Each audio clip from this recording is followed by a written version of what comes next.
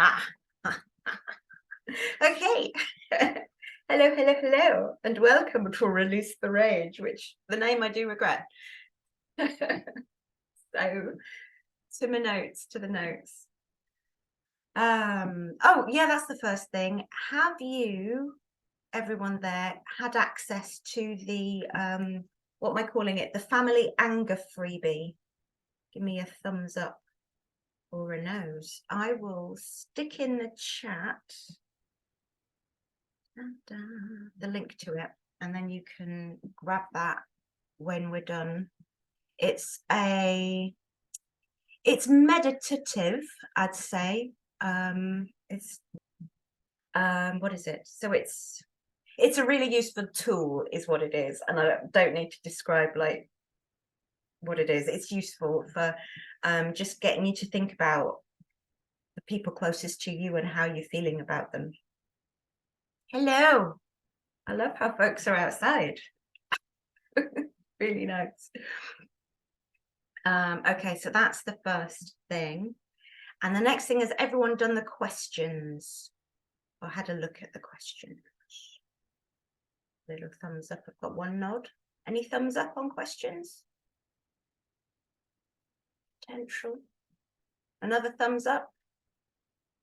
Over down at Shepton Mallet, have you done the questions?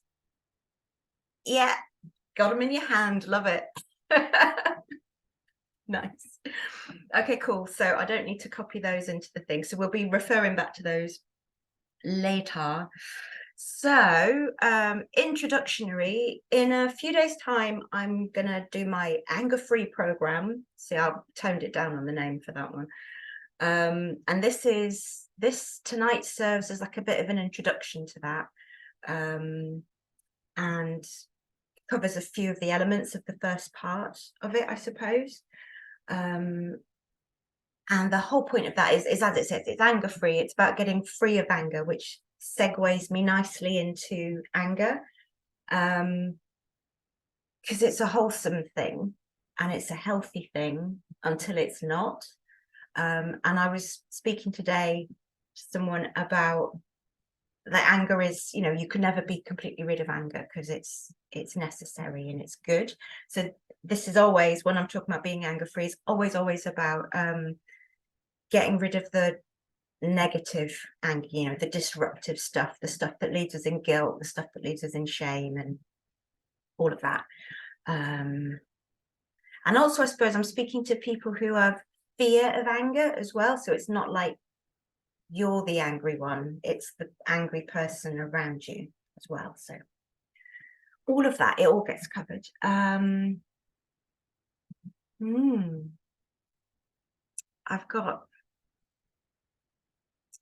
sort of wanting to do a nice overview, but realizing the people on the call are actually pretty sussed about this. So I might just bear with me when I just do an overview for recording purposes.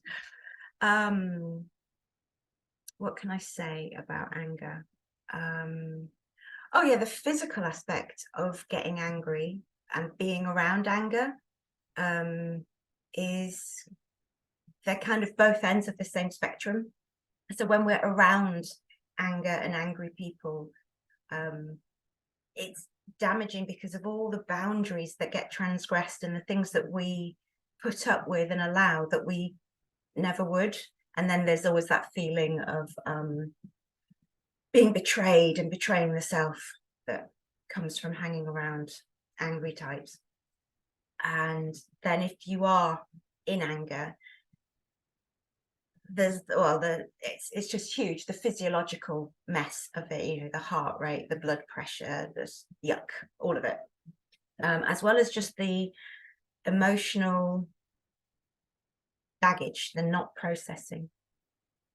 I guess that all goes in reasons to be rid of anger, but I suppose if you're around it, and in it, all the reasons and you want to get rid of it.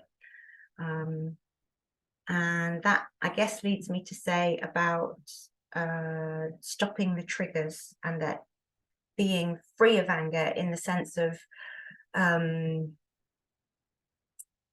less flappable, shall I say, less casually flappable, obviously good bits of anger is what we need. It's ideal. In fact, it's a really useful expression. I've got waffle going on despite my notes. I'm looking at my notes, and what I'm doing is I'm just kind of like reading my bullet points and going, yeah, that explains it, and then trying to fill in. But I'll just go on. Let's go fast. Let's just get on to the healing work. So what have I got here? I've got to share with you one of my favorite quotes that I've ever had. And so this was working with somebody. It was one of those rare occasions where you do a one-off, or maybe it was 2 sessions, and everything changes for them. That hardly ever happens. It's not something I ever like to promise, but it was really sweet. And so this was the message I was sent. So it was, I've been stuck in this angry cycle for so long, and it seems to have lifted. Every single day for as long as I can remember, I was getting angry and frustrated, saying things I regretted, behaving in a way I didn't want to as a parent, I think parent of a 5-year-old at the time. And since I spoke to you, it hasn't happened once. It's not like I'm holding anger back and managing to behave better. It's just not coming. I can't tell you what a relief it is. I'm humbled and astounded by this. Obviously, I love that quote.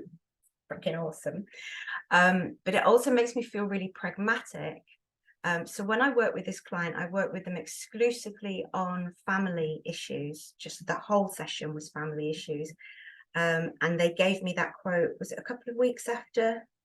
And then a month after that, they had a family visit, and family stayed with them for a few days. And the next day they woke up and it had all gone, and they were back in anger. And they got back in touch with me going, well, it was a temporary fix. It didn't work. And then they didn't want to work with me anymore, which is kind of like left me in a, okay. There are people I can't work with then, if that's, it's never a temporary fix. It's always, it's like a recovery program. It's always ongoing. And I really like to work in a way so that you get to a level of peace, and then, you know, I say, well, go and poke the bear, go and visit that person, go and see what happens, because then if it comes up again, then we can go on it again deeper and get the next level of it. So that's, yeah, it's not a one fix. It's, you know, you've been angry for years probably, and so it's going to take, not years, but it's going to take a while to undo all of that, because it's all a safety mechanism. And so, yeah, which leads me perfectly onto the 5, I keep calling them the 5 or 6 steps of being anger free. And I've written down steps and then crossed it out, because it's not steps, because there's no order to them, but it's elements. So here we go. So part 1, which we're going to be looking a bit at today, is to demystify anger, explaining it, getting to understand its uses and how good it can be. And I don't mean like how good it can be in the moment of, I mean when it's healthily expressed. So anger and anxiety are both natural responses to threat. And they're only problematic when you're there every single day, when it's the default response, when it's creating an unsafe or an unhealthy relationship around you or with you, and when you scare yourself. And now these are not dinner table conversations. I mean, it's just saying, by the amount of people here on the call, it's, these things aren't things that people gladly, readily talk about, and there's so much shame around it, which is so sad, because it is just a coping mechanism, and we're all just doing the best we can with what we've got. And sometimes anger and anxiety is the way. And our society hasn't developed the tools yet to relate or respond to the pressure and the anger that we create just by living. And that was not 5, that was the demystifying part, but I wasn't getting into the the steps. So like that was a little bit of demystifying. So the first part is to look at the beliefs that we hold around our anger, the things that make us feel that our anger is uncontrollable, is too much. Yeah, and the stuff that stops us from knowing how to actually metabolize it and how to express it in a healthy, kind to ourselves way. And also getting rid of all the beliefs that want to hold on to the punishment that goes with anger, because anger is always, we're either punishing or being punished, it seems, with anger. And part of that as well, the first part, is to identify exactly how bad our anger is. And that's such a relative term, but you know, it's like, how damaging is it? What does it stop us from doing? How does it keep us safe as well? It's all part of the first element. Element number 2 is to look at actual physical useful tools to metabolize emotion, to discharge it, to reset it. Things like shaking, physical movement, doing spoken word turnarounds. We'll do some of those a bit later on. There's a lot. I will probably get into listing them, trying to keep to my 3. Number 3, acknowledging just how angry we are and actually getting comfortable with it, even when it's scary. And also acknowledging the anger in others without the blame and the shame, and for us as ourselves without the blame and the shame. 4 is to getting to peace with the causes of anger, and this never happens at stage 4. It's why it's elements and not steps. That this tends to happen right at the end of the process, I suppose. And that involves forgiveness, and also involves just making our environment safe, because none of that can happen until we feel safe. And so that's a huge step for down the road. 5 is to understand and make peace with our coping mechanisms. So that's like the worst we get.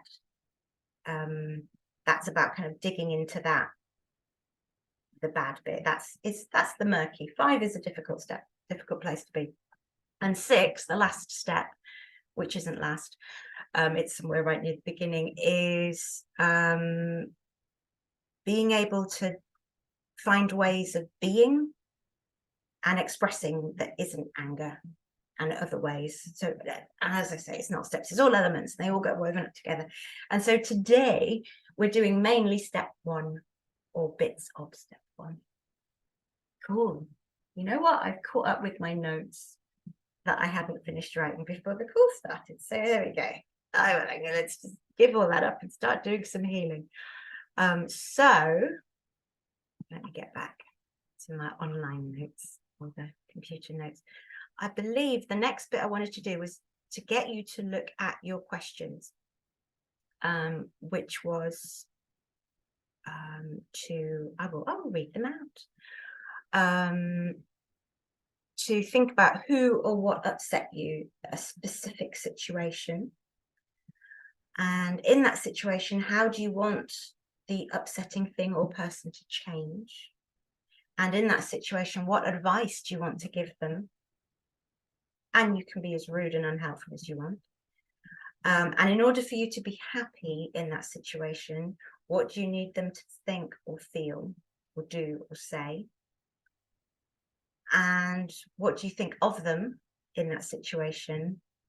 And what is it about that situation that you never want to experience again?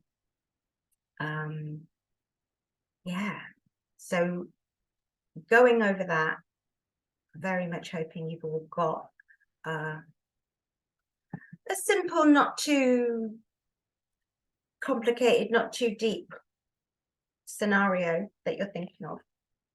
And I'm going to ask you some more questions for you to ponder or to flip things over. So these are taken from Byron Katie, who does work called The Work. Absolutely fabulous. She's a bit Marmite for some people. but we'll go through these and see. It's really simple. There's 4 questions. So if you choose one element, one statement from the things you've written down, I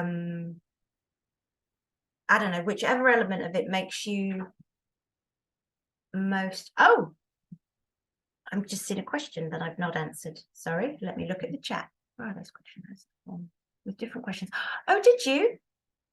I am sorry. I will copy paste those questions into the chat. So yeah, I'd like you to think of one answer, whichever one seems most outrageous, I suppose, most impossible. Because, you know, why not go for the tricky thing? You know, we're here. So once you've chosen one of those statements that you've made, I'm going to ask you, is it true? So I suppose I could give an example. I'm going to go for a really inane one, just because it's at the top of my head. I'm not actually angry about this, but you know those little things that happen in the house that you're just like, oh my God, why can't everyone do it the way I do it? So like, I don't know, washing dishes. And for example, leaving spoons to dry, but spoons side up, so they get water stains and then you just have to wash them again. Just a small thing. So if I'd answered those questions over that, what would I do? What advice would you give? I would give the advice of, why do you just turn them over? But I would go for something like, in order for you to be happy, what do you need them to think, do, feel, or say? And it would be something like, oh my God, you're so right. This is a wonderful technique. I will always leave the spoon down. So that would be my, and so then I would ask myself, is that true? Would that make me happy? And I think, actually, that would make me happy if they said, you're amazing, you're so right. I should always do what you tell me. And that just makes me feel like a terrible person. It's free will and all that, and micromanaging and control. So that's the kind of level I'm asking you to go for. So think of a statement that you've got there about something that's made you angry, and then ask yourself, is it true? And then after that, can you absolutely know that it's true? So that's why I'm laughing, because I'm already saying, yeah, sure, if somebody did spontaneously say, you are so right, those spoons really need to be turned over, I would be pleased, but at the same time, I'd be like, why do they care? Who cares about this? So it's not necessarily absolutely true. Clearly, I should be using an example that's got a bit more grit to it anyway. And so that they're just like yes, no answers. Is it true? Can you absolutely know it's true? And then how do you react? And what happens when you believe that thought? So for me, in my mediocre spoon example, I feel a bit controlling, a bit bullying, to have got somebody to change the way they do something just to please me, which isn't comfortable. And who would I be without that thought? I'd be a lot more chilled out and relaxed and not caring about spoons. So that's my that's my follow through. I would quite like to see if any of you are in a position to share one of your, yeah, go for it. So are we trying to go for something not too deep and like old woundy? Yeah. Okay. So for example, walking into a space where I don't get acknowledged by colleagues or individuals, even though yeah, so I feel they should. So that's upsetting because I don't feel respected or acknowledged. In that situation, I would like a certain level of welcoming, or like, oh, it's nice to see you because we're supposed to be working together for the rest of the day. What advice do you want to give them? I would say things would be better if you reciprocated my hello, or at least tried to be welcoming.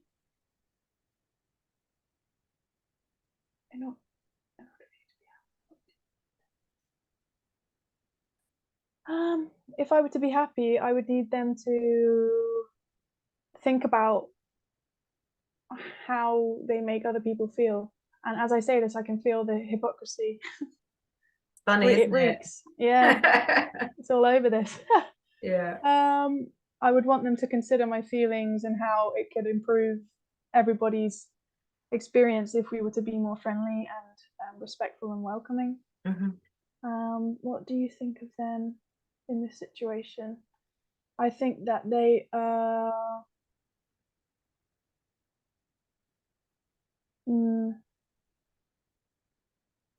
uncaring or a bit lazy and unthoughtful and possibly even disliking of myself. What is it about this situation that you don't ever want to experience? The feeling of being ignored and disregarded. Yeah. Not welcomed, not wanted. Yeah. Is it So true? which one of those would you like to choose as your statement? Oh.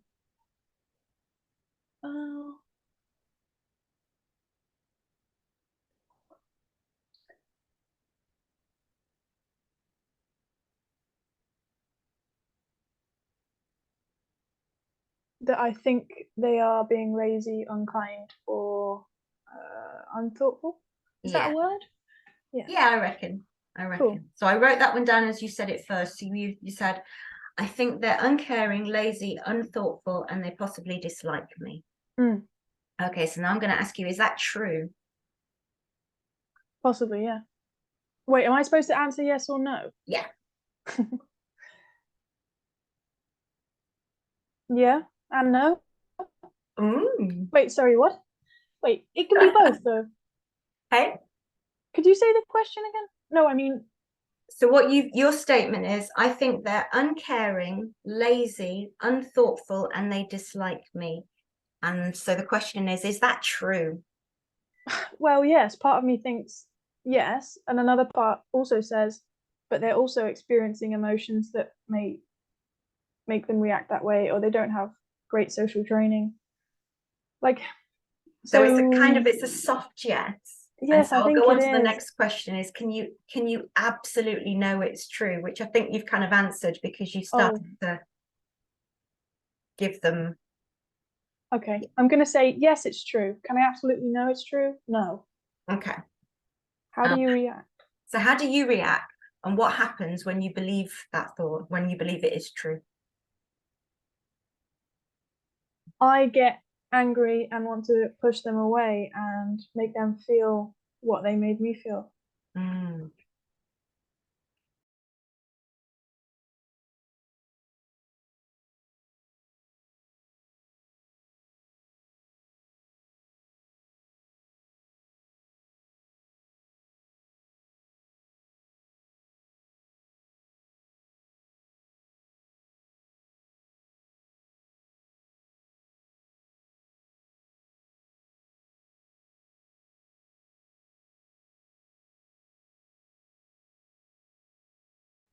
But I've recently started actually making an effort and doing the opposite, which is really helpful. What do you do? I make an effort to be the friendlier one and try not to take it personally and just make them feel welcomed and okay in the space. Do you feel ever a tiny little bit of resentment from having to do that when it's not necessarily reciprocated? At this current time, no, because the person I'm thinking of is actually reciprocating sometimes as well, being the first one to initiate that as well. So it's being noticed, and it's made the whole situation a lot more peaceful. Awesome. That's super cool. So I get angry and I want to make them feel how I feel. So who would you be without that thought? More compassionate, more chill.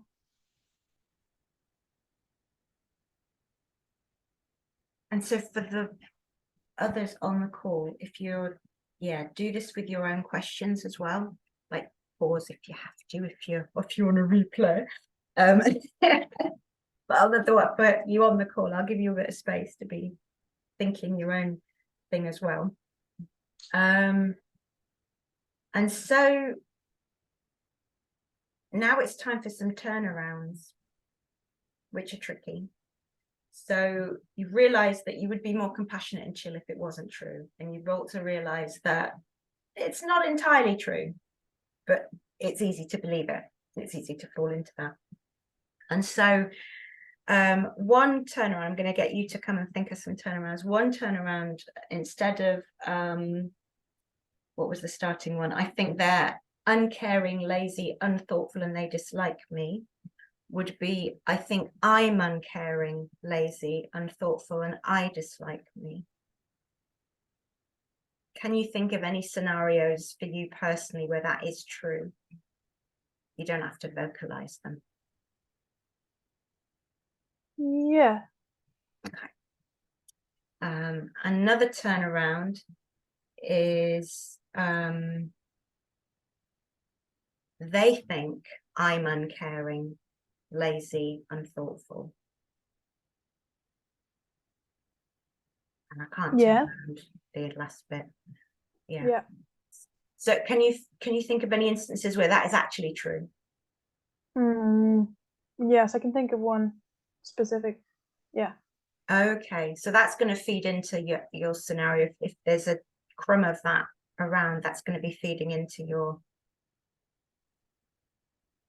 because that makes sense. Yeah. Thinking of a better turnaround. An obvious one would be, I don't think that they're uncaring, lazy. I think that they're thoughtful, and I think they like me. Can you find any where that is actually true? Yeah. Oh, that's good. Good. And how does that change things? Or does that change things? It does. It leads to a sense of regret that I didn't have the energy or capacity to be above the kind of feelings and reactions I had. And it makes me realize that perhaps that kind of view of people can really stain the reality of what's going on.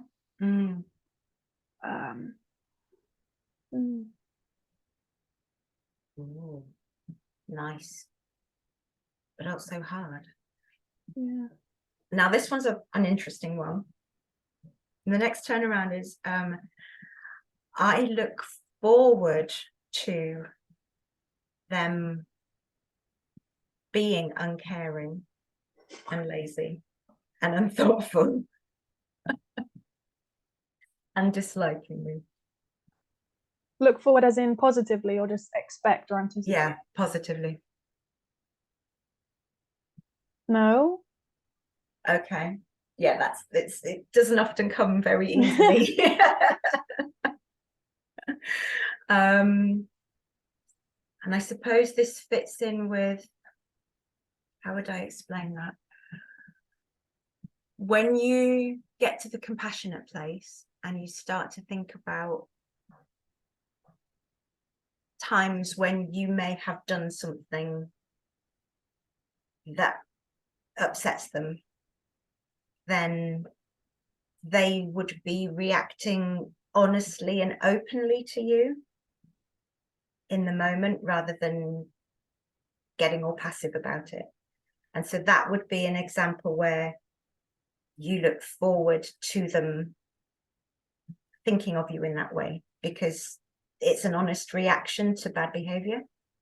Yeah, and I rarely get that, which has been unusual, I think, in terms of just general experience, because I often have, I've had these thoughts, but it's very rarely reflected that I've been, for example, told off or told, hey, I don't like your behavior. Yeah. So would I? It's a funny thing, isn't it? Because we don't want to we censor all the time, and we don't want to welcome negative towards us. But there is a small kernel where it would be like, oh, okay, so now I have concrete evidence, or like a real scenario where it's being reflected, this truth I feel. Yeah. It happened one time at work, and I got so triggered, my body just went into like panic mode, like hyperventilating, a lot of like, yeah, it wasn't fun, and I had to kind of leave work early. That was scary, and I was like, I can't remember this ever happening in my adult life, being reprimanded. And it was quite a soft, not soft actually, no, it was just a kind of professional, I don't appreciate the way you're behaving, or your tone. It was like, I don't appreciate your tone, or something like that. And I was like, oh my God. And it absolutely floored you. Yeah. Wow. That's interesting.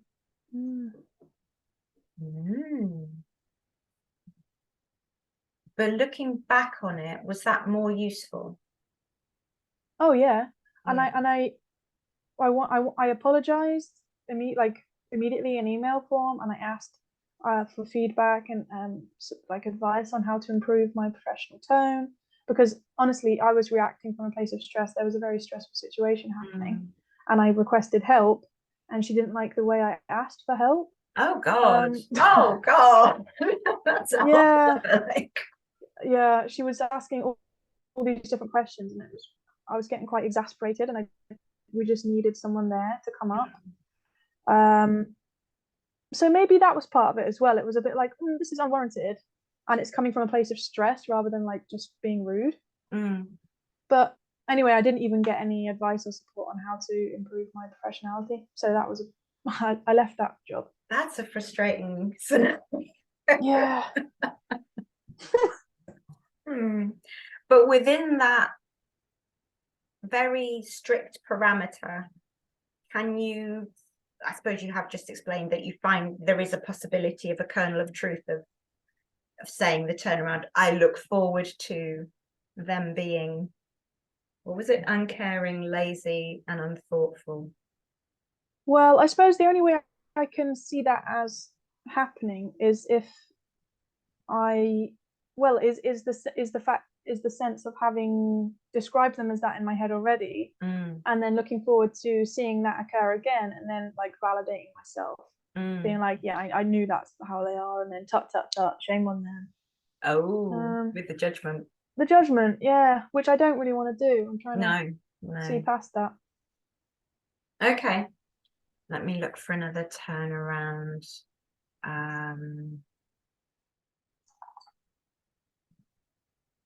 There's a softer one. I am willing for them to be uncaring, lazy, unthoughtful. Whoa, that's so different. Yeah. That phrasing is like total compassion, because it just recognizes humanity and the struggles of being alive and human. I'm willing for them to be uncaring, lazy. What was the other one?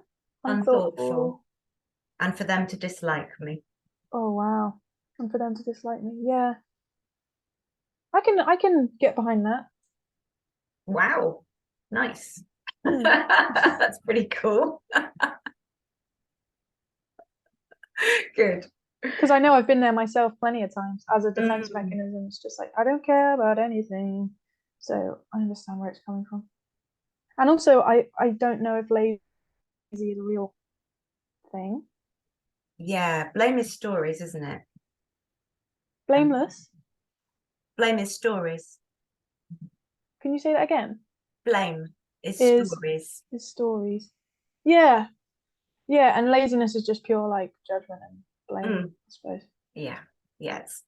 Whereas it's coming from like other unresolved things, probably. Oh, completely. It's I don't think laziness is a thing, is it? I mean, it's biblical in that sense, it's a thing, but it's not. We get tired and we sleep, and that's really good. Yeah. When we get emotionally exhausted. Yeah. Yeah, it's just good. And it just the whole lazy is however, when we're talking about housework, and you have a certain set of standards and the person you're living with does not, and they can't, for example, see dirt, or, well, either they don't see it, don't register it, I should say, or they don't care. That makes me question what's going on for them mentally to not bother about dirt and untidiness. Yeah, because we all have our different levels, but again, is that laziness, or is that just Acceptance? a different level of tolerance? Tolerance, I think, is the key there. What can they tolerate?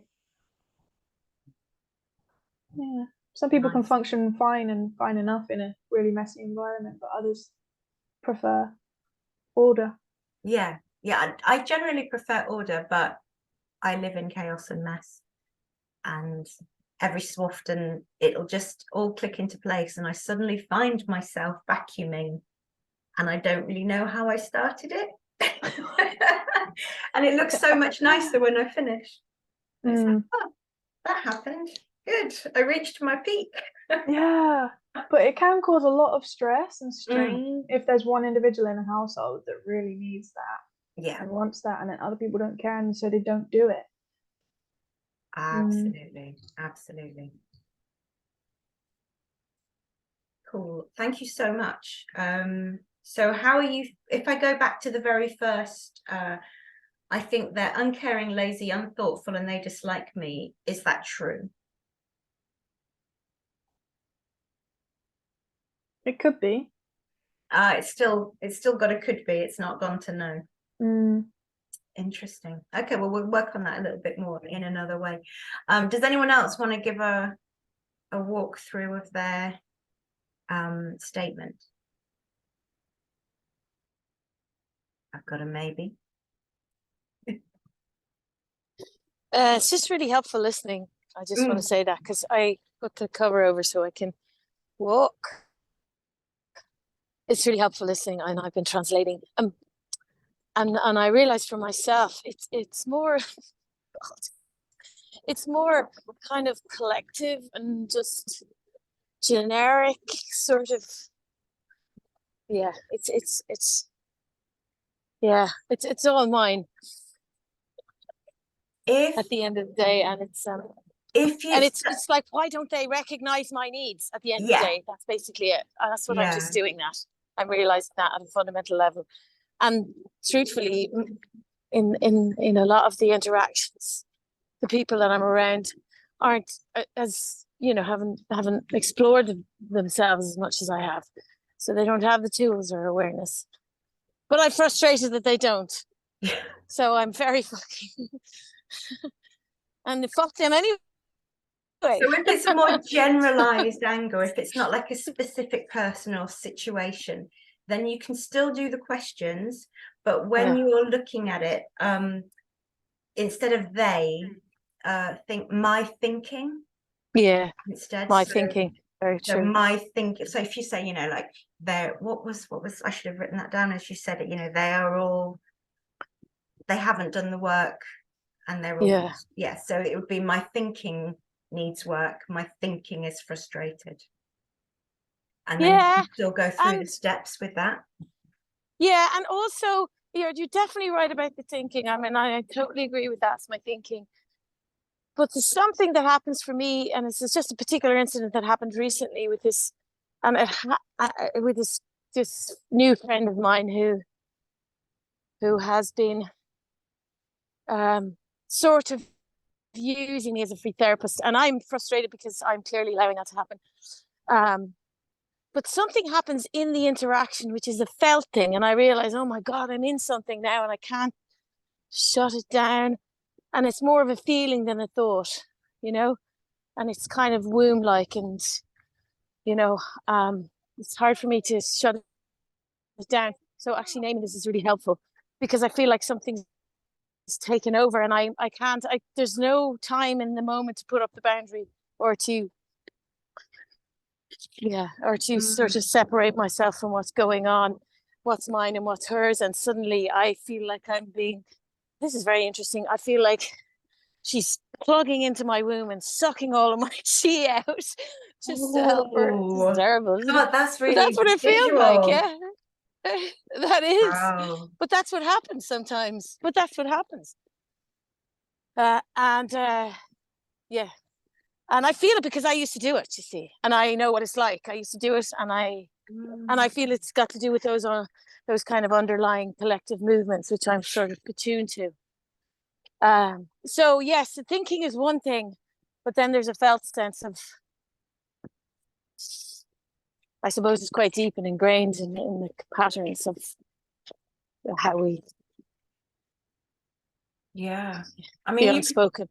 you could totally go into that, into the, you know, that specific scenario with that person. Yeah. Yeah. Yeah, and well, it's very interesting because she's person. Yeah, I will. Yeah, it's very interesting because she's often talking to me about somebody who's doing the same thing to her, and she doesn't realize she's doing it to me. Very interesting, huh? Isn't it? Yeah. So yeah, I'll do that. Yeah. Okay. But it's good to sort of say that. Yeah. No, absolutely. Well, I'll send Thank you for holding I'll space. send you the chat copy afterwards, and then you can go through it after.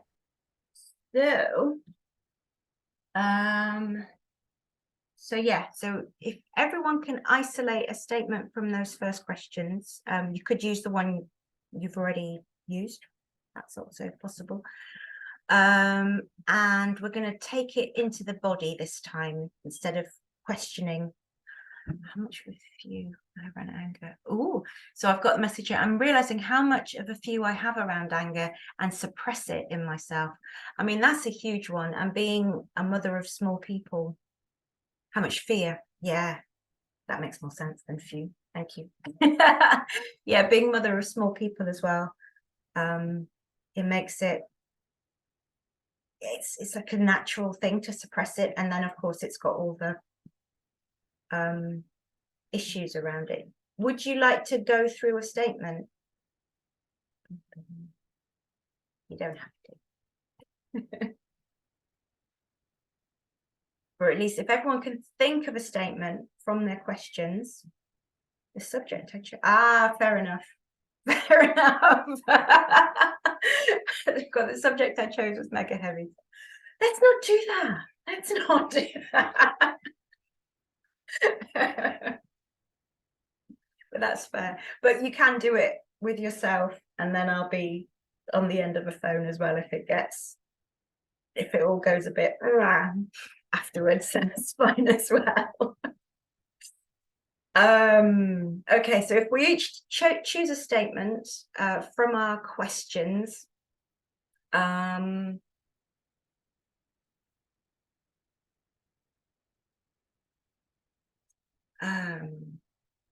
okay, and so we've been doing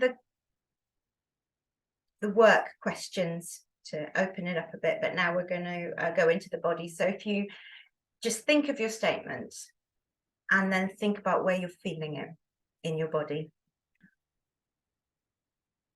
And I know one of you is walking, so that's going to be really great because you just get that whole sort of physical walking off thing going on. And allow it. So if your feeling is fear, just think about where you hold that fear most. And yeah, the whole nature of this practice is just kind of allowing the sensation, not trying to push it, not trying to get rid of it in any way, just let it be. Now it's interesting with fear because that can sometimes start to panic. So if you're focused on something and there is a sense of fear, it is actually really good to have movement. And I'm just tuning into the fear actually and seeing what kind of movement it needs. And so this one is something I've been working on with a load of people recently. It's about the rhythm that we all need. So, you know, as babies, we all get jiggled and soothed. And so we all have our own soothe rhythm that we just don't get into as adults. So In fact, I'm going to do it, aren't I? Yes, I'm going to do it. Okay, I'm going to invite you all to have a bit of a jiggle and a soothe, because there are some kind of big emotions flowing. So I'm going to stand, I think, because my jiggle is ridiculous. It's sort of, it's jiggly. So stand if you like, or sit in a chair. I know some of you walking, and just sort of start to allow the bit of the stretch in your legs and moving from side to side. Wiggle those hips. There's a really fun one I was taught, was called scraping the bowl. So it's all about the hips, and imagining your hips are the spatula on a bowl of baking, and you've just got to push your hips out and scrape the bowl with your hips. Scrape. It's delightfully fun. It's very silly, just that notion and idea of getting it all clear. And that, just that movement already, we're just kind of in another place with what we're doing. I love that one of you is a yoga instructor and knows far much more about yoga and breathing than I will ever know. But bear with me here and scrape the bowl. And so with that feeling of fear or tension that comes up, my personal rhythm for it is a kind of it's a sort of a jiggle jog that gets me calmed down. It kind of needs to be quite fast personally to shake, but I know for some people that makes it worse and makes it more fearful, because it kind of kicks in that having to escape trauma response and running away. So whatever, just experiment with slow, with fast, with irregular, and see what works for you. And for those of you who've had babies, it's probably the rhythm that you use to soothe someone to sleep is probably your calming, but it might not be. It might be something entirely frenetic. So anytime any of this gets heavy and gets uncomfortable and scary, just, we're going to jiggle, we're going to shake. So just go for it.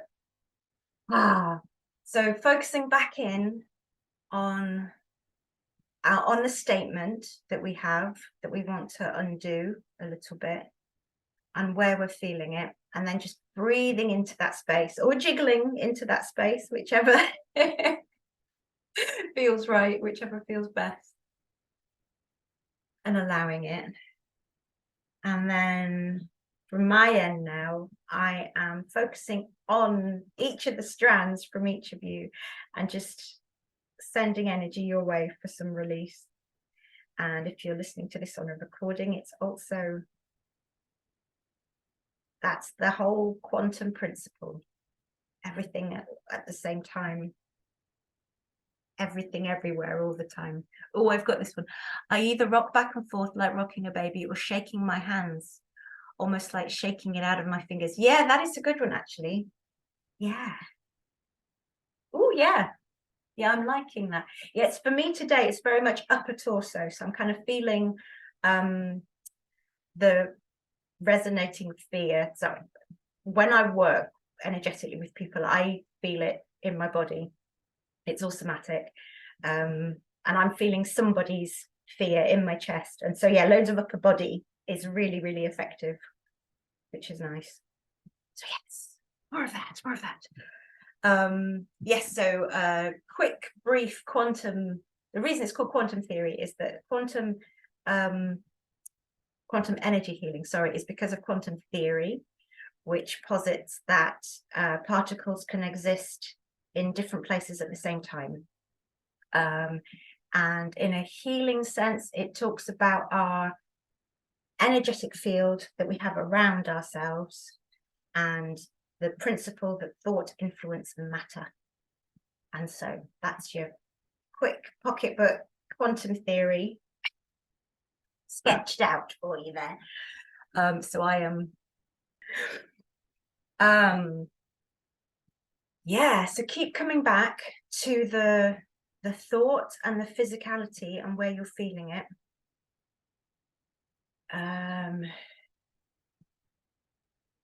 And if you notice any deep breaths, just let them go.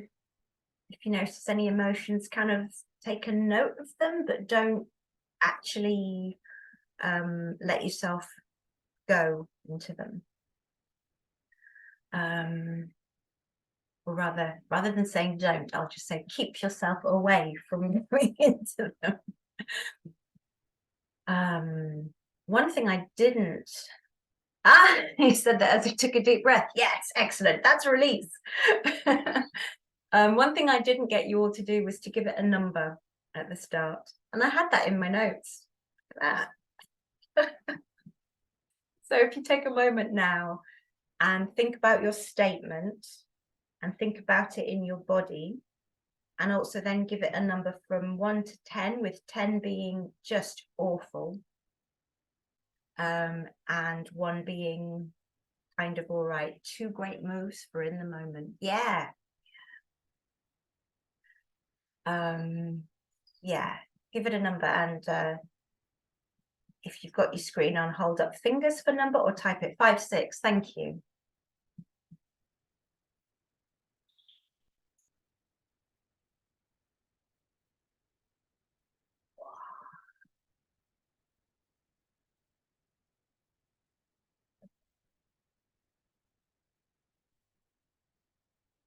Suppression, caging on heart.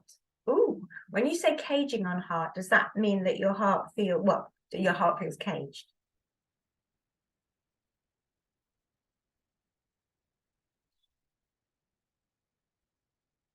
Cool. Thank you. Any more numbers coming in? 3, lower torso. Okay. Thank you.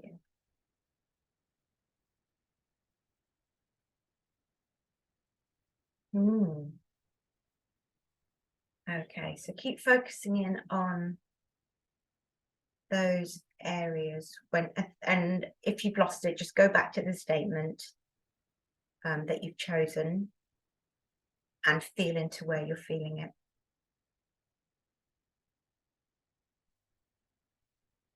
Is that another number coming in on the visuals? Just put the camera on. Over in Waterford. Hey, was that a 5? 7. Wow, nice. Thank you. Solar plexus. Yeah, I'm feeling that one.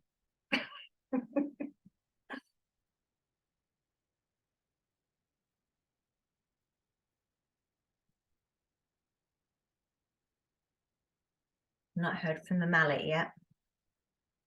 Or is it the sheppy? Want to know where the anger is coming from. It's rare, so I believe it's pent up from the past. Oh, that's a good question. Is it important to know where the anger is coming from?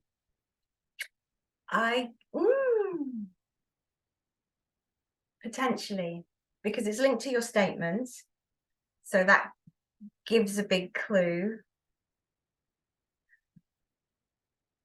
Yes and no. I'm just gonna sink into that one for a moment to see. No, absolutely no, it's not important, and it is from the past, and it's so ready for, yeah, I'm getting a kind of a cyclical sense that this is something that comes up and comes back. And so yeah, it doesn't need to be specific. I'm totally feeling it from my childhood, but that's because I wasn't, yeah. Okay, that's fair. So is it a big number as well? Is it like a full 10? A 5 which has gone to a 9. That is all right that it's gone up. It's absolutely fine that to go up or down is, and it's so important to just allow it to be, even if it's getting big. Just know it's never going to be so big you can't handle it. Absolutely not. And do the movement. Is the moving working for you as you're jigging it off? I know you're in you've been moving around. I'm suspecting you're trying to hide from children as you're on the call. I'm knowing my child's up. Yeah.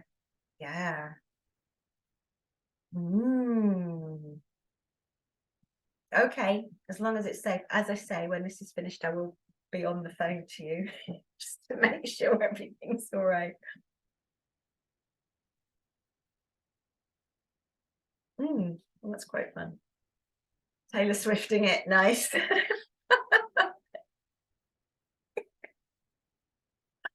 Yeah, I'm definitely feeling that. There's a lot of jiggle going on. Yeah, from doing all the research from this work, I've realized why I was such a jiggly kid. I was one of those ones who would sit on the sofa next to everyone on a Sunday, and everyone was just reading books and the telly wasn't on, and I was 5 and I wanted the telly to be on, and I'd be the one sat next to everyone going and then get sent out to the garden because they're just chilling and having a Sunday, and I was getting quite pumped. But yeah, I was shaking off everything from the week.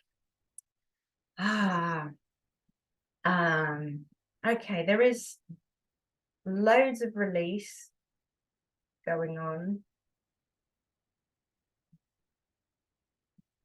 and some of it bigger than the scope here. Oh, that would be an idea, to mix it up. We could mix it up. We could do the questions whilst doing the physical focus. Would that work? Okay, maybe.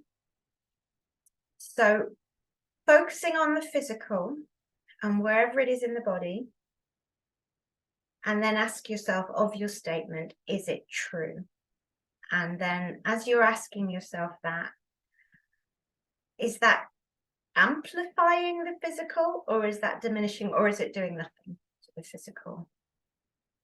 And that's a simple yes, no. Is it true?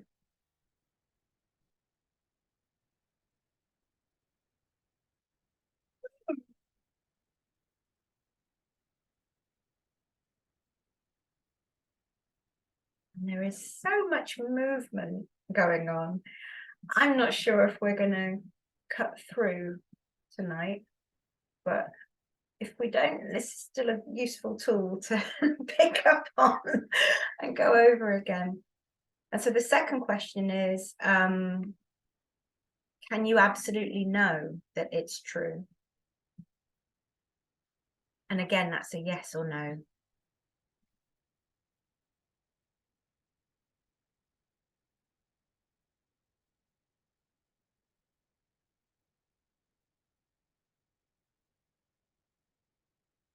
Oh, I like that. Yeah, that's working to make more release. Good. That was fun experiment. I like that. So how do you react, and what happens to you when you believe that thought that you're feeling in your body?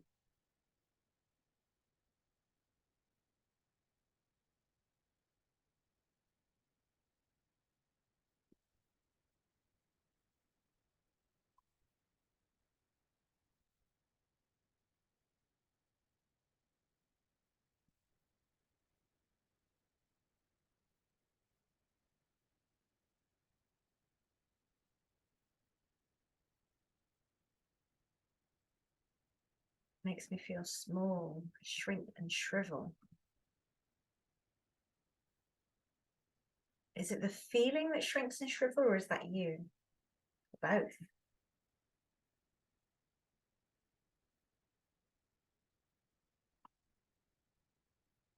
Self. Okay. And just if the feeling stays the same size, that must be more uncomfortable.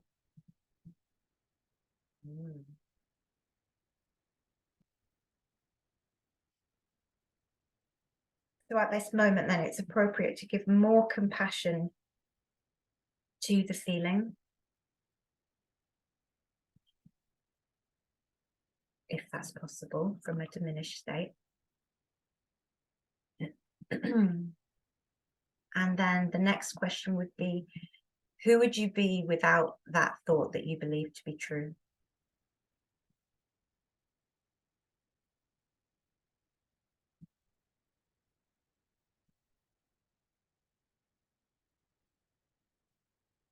And how does that affect the feeling?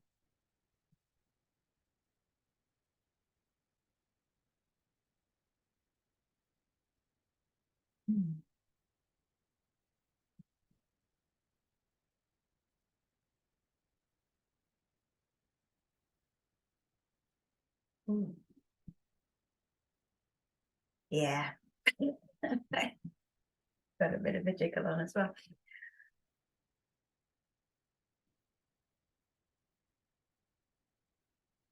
So from my end, what I'm getting at the moment is it's sort of a flip. I would describe it as something's just revolved and flipped over. Okay, how's everyone's numbers? Are they going? Are they changing at all?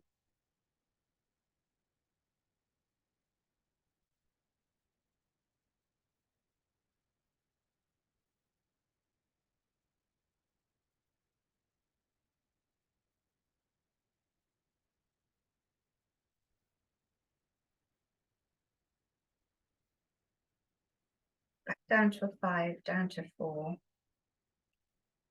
4 maybe. Ooh. Good. Better than 9. Much, much better than 9.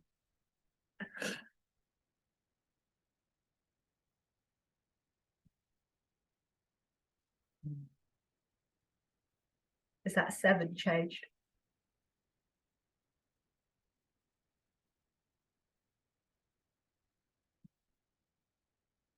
Down to a 5. Sweet.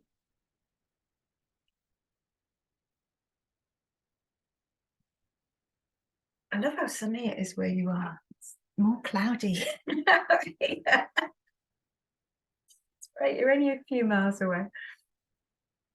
Oh. Okay. Is anyone ready for some turnarounds to your statement? They're still focusing on the body. Just going to check that one.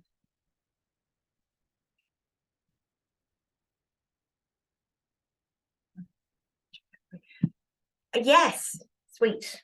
I will see you and I'll send you the replay. Nice. And so the turn, if you think about your statement and think about your feeling and trying to think of a really simple turnaround that will work for everyone.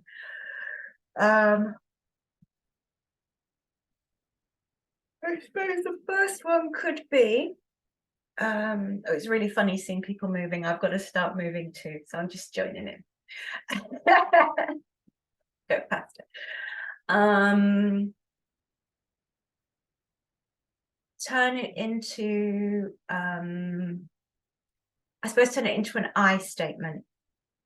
So if it's about somebody else I don't like, I don't want, or I would tell them to, switch it so it's to yourself.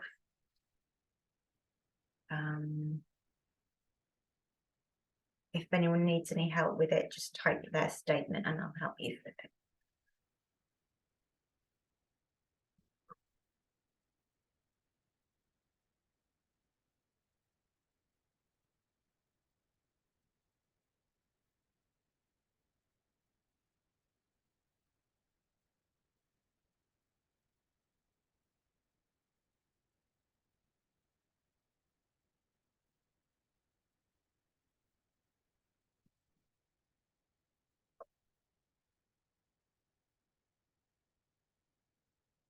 I have a leaky release there. I said my statement and it doesn't feel true. Okay. Can you think of any examples when it might ever be true or have ever been true?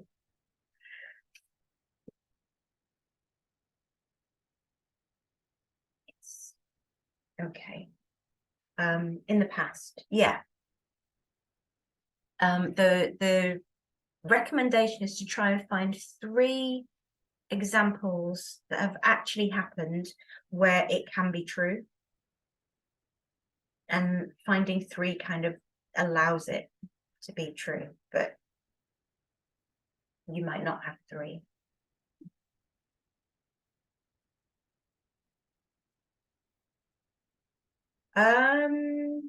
Why would I want it to be true? Because everything that we experience is a mirror of ourselves. I mean, I'm just jumping into this without actually knowing what the statement is. It might not even be appropriate to a live statement, but in general, very generally, yeah, everything we experience is a mirror of ourselves. So an example would be trying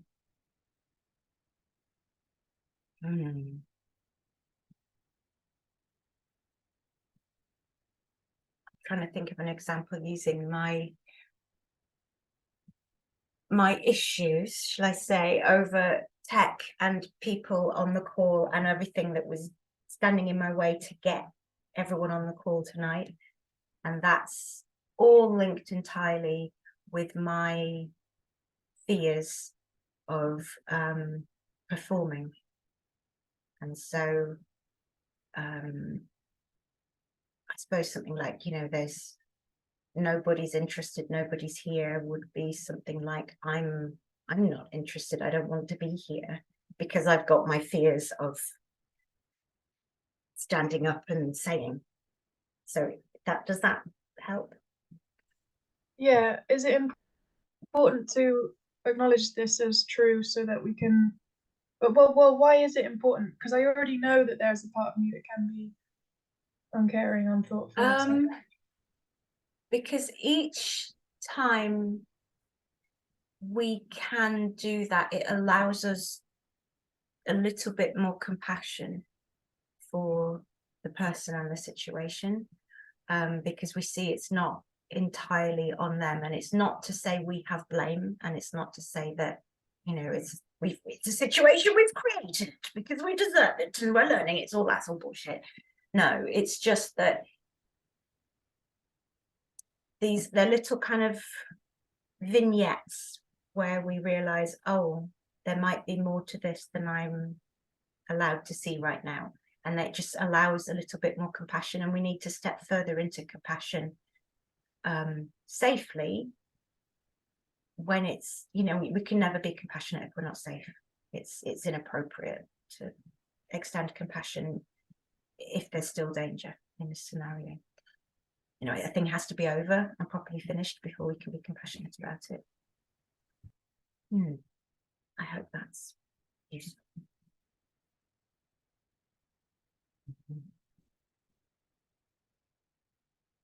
I think possibly a softer turnaround then before we get to that one.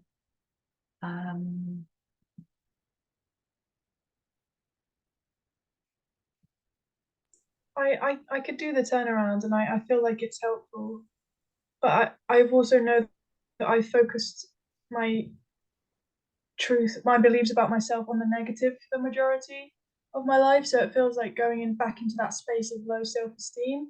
Okay. Yeah, not that then. That's not. Can I ask what the statement was? You don't. It was the one about not caring, not being thoughtful, that being one again. Disliking. Okay. So did you change it from I think they are to I think I am? Yeah. Okay. I wasn't using I think, I was actually just saying I am and they are, which might have been maybe also why it doesn't feel good. Yeah, if you, because saying I think lets you step back, but it's acknowledging it's your thinking rather than them specifically. I think that's what's been tricky is just saying it as fact rather than just thought. Yeah. That's what I'm struggling with, because I'm not feeling safe to be compassionate yet, although I have annoying amounts of compassion in each situation, as I have the habit of self-blame. Yeah.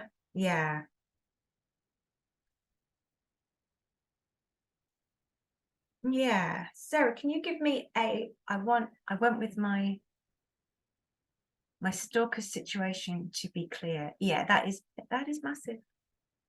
That is massive. Can we break that down a bit? Is there an element of it? Is there a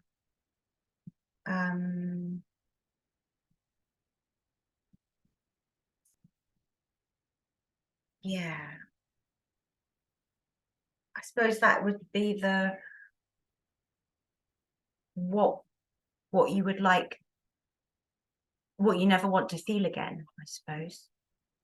Actually, no, that might be an easier one to go. Obsessing over his obsession with me.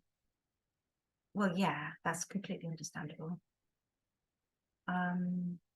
Yeah, so if you answer the question, what would you never want to feel again in that situation? How would you answer that as a statement? Never want to feel like I have no power or privacy. That's brilliant. And so is that true? I'm guessing yes. And how can you know that that's true? Which is a bit of a question, isn't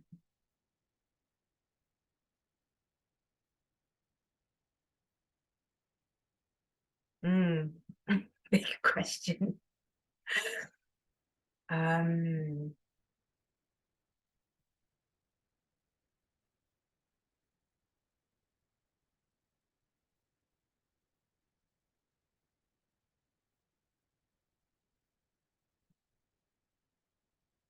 Yeah, because there is so much packed away in that, isn't there? I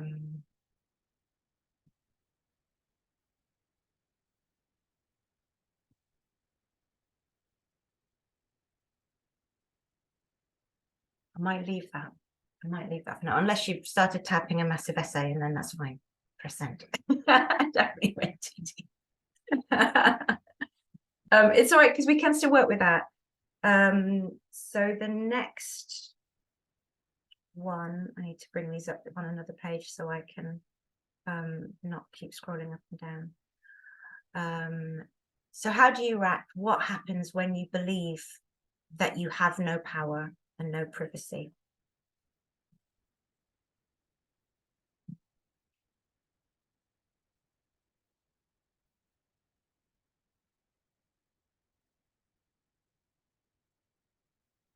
Sort of like get that fear kick in from that.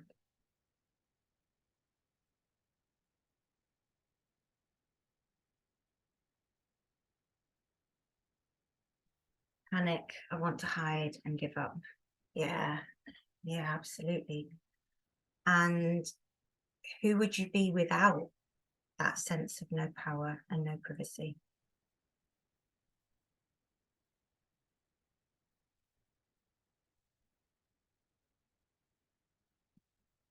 Or rather with a sense of power and with a sense of privacy.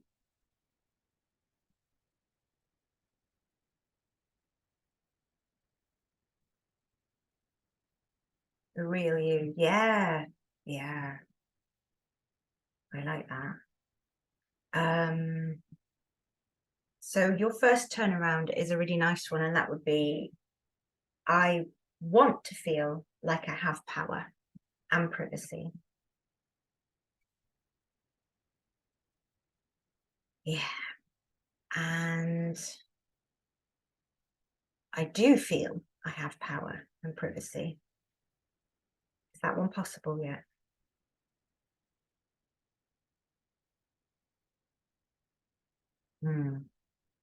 Okay. I am willing to feel I have power and privacy. That's a very nice. Yeah. Power maybe. Good.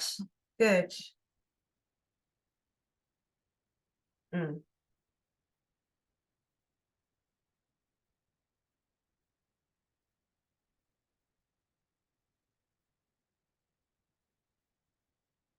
Yeah, so having I'm willing to feel that I have power and privacy, and I look forward to feeling I have power and privacy.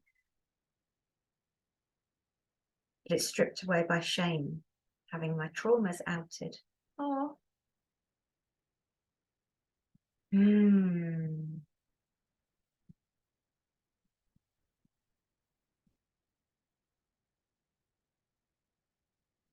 And is that, yeah. Yeah. I look forward to feeling I have power and privacy. Hell yeah.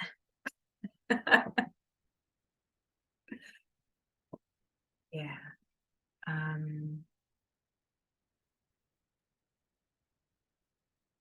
Yeah, and it's way too soon to step into, you know, I am powerful. My life is, you know, I choose my boundaries. It's way too soon for that. So I get iffy about doing positive affirmations when they don't resonate, because it's kind of just reinforcing the thing that's not resonating. It's that feeling, oh, that doesn't feel right, and that's what we actually reinforce. So don't never go there, but it's all right to do the willing to and looking forward to. Okay. Yeah, that's a good set of turnarounds, because they are all really up. My power is denying his entry back in. Yes, definitely denying him back in. Absolutely. Yeah. I'll just say something that might be helpful for everybody. Just there's what's coming up for me in my solar plexus, and you know, at a core, I'm a Buddhist, and we're all connected to each other. But there's something energy happening me in my solar plexus, which I'm really aware of now. That's obviously set up very young. It feels like I have to have this constant sort of pull push with somebody, like that our energies are constantly working, or I have to pull in stuff. I have a feeling with myself, it's something set up very early, that in order for me to belong and feel safe, I have to, oh, this must be it, getting emotional, I have to funnel people's pain through my body. It's really quite fundamental. And similarly, I would have set it up to push it out, and I can push mine at people. So I don't want to, I'm not like a big fucking martyr of but I can really feel it now in my solar plexus. It's bringing up a lot of emotion, but it's just about that interconnectedness of somebody else's stuff and mine being so connected, and everybody being a reflection of me. And then, but that has there's a physical kind of, I feel it in a sensory level as well. So when I close my eyes, I feel it. I close my eyes, I feel it, my solar plexus, and it's kind of connected to my face. And it's like I don't have control over some aspect of my energy that's sort of doing some work for other people, or vice versa. I don't have control over. I'm going to give you some doors. I'm going to give you all some doors. Yeah, doors are good. We all need some doors that we can shut and not have. And guns? That we don't need. Can we have guns? No. Are you allowed guns in Ireland? No, I was joking. Guns and doors, yes. Right, let's give everyone some doors. They can keep some stuff out.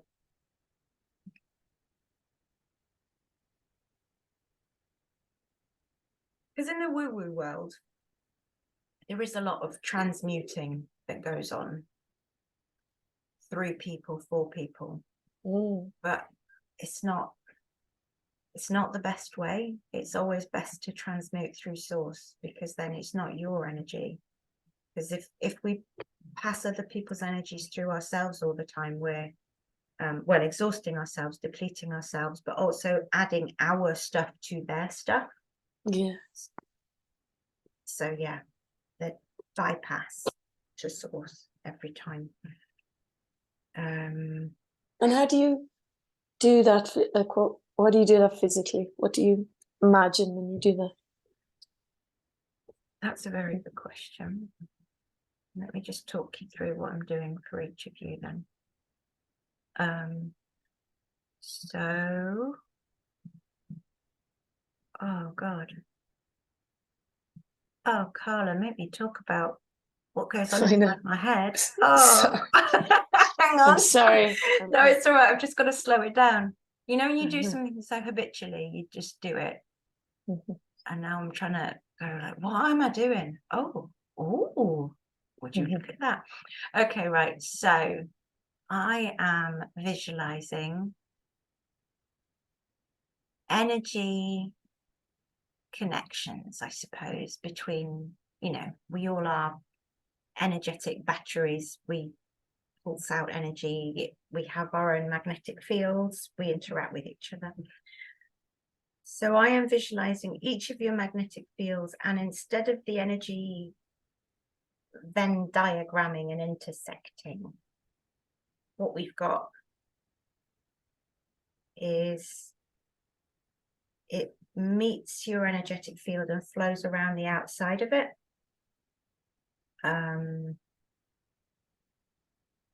Like some sort of maglev. It doesn't actually come into it or come into contact. It's going around and passing up to source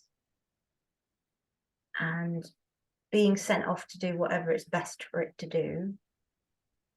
And then you getting the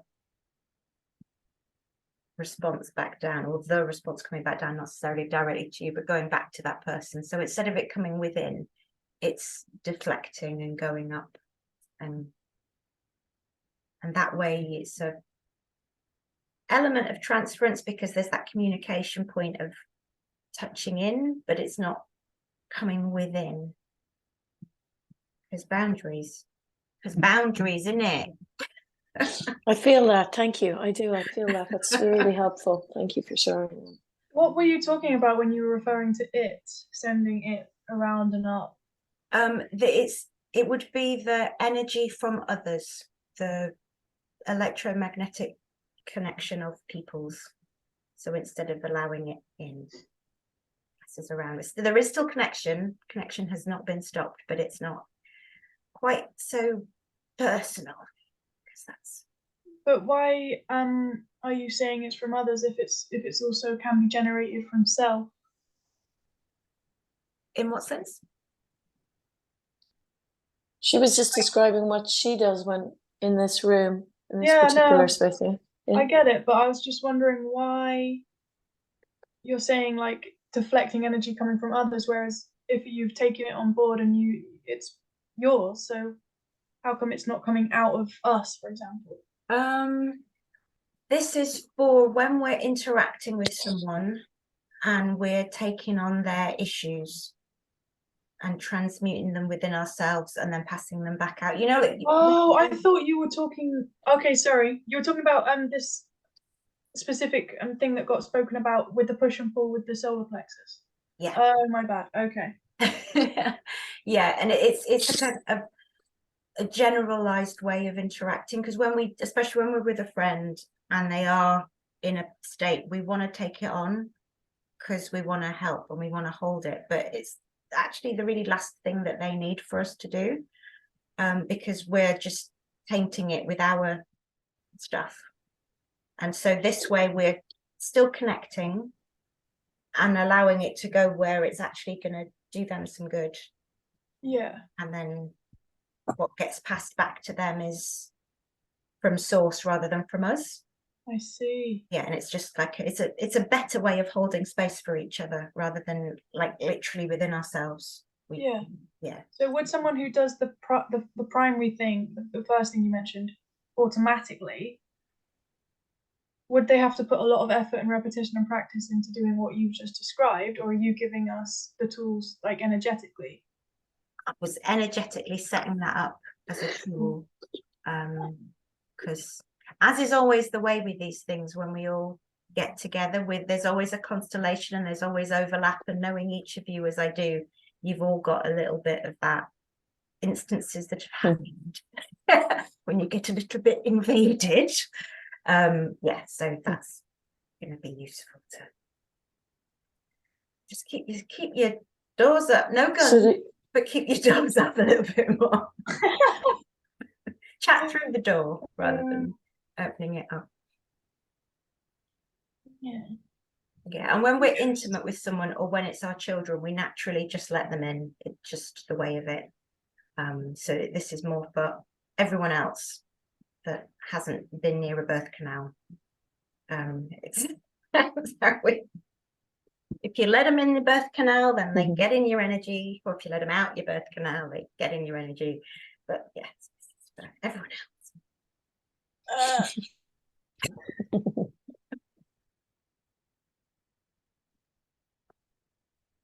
Oh. Cool. How is everyone doing for numbers? If they think of their statement and then think of where it is in their body, how is that?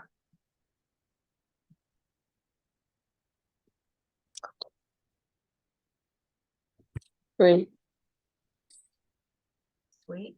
3, 2 3s. And a 4. Is that moved? See, I should write these down so then I don't have to scroll. Lower to 4. So say it stayed solid at 4. And 2 have gone down to 3. Okay. That's pretty decent for a call of this nature. And I'm just having to do a call back to birth canal, realizing not everyone listening to this is going to have one, but if you've been in one, someone else is. Probably should just stay off this topic, really, shouldn't I? I'm just going through the permutations going, I don't need to. You all know what I mean.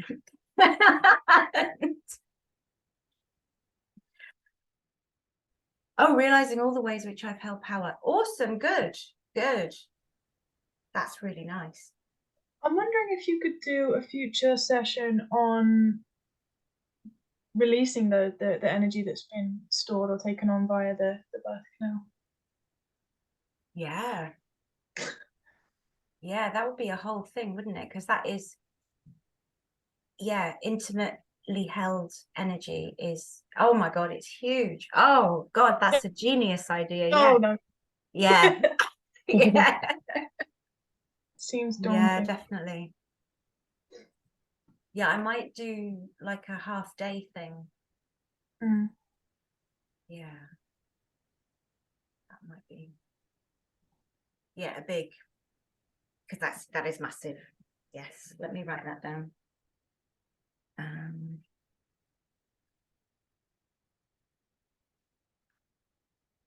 As I said right at the beginning, I'm about to do a big anger program about, and now I'm going to have to add the birth canal thing to that as well, because that's genius. And it's just about all those ways that we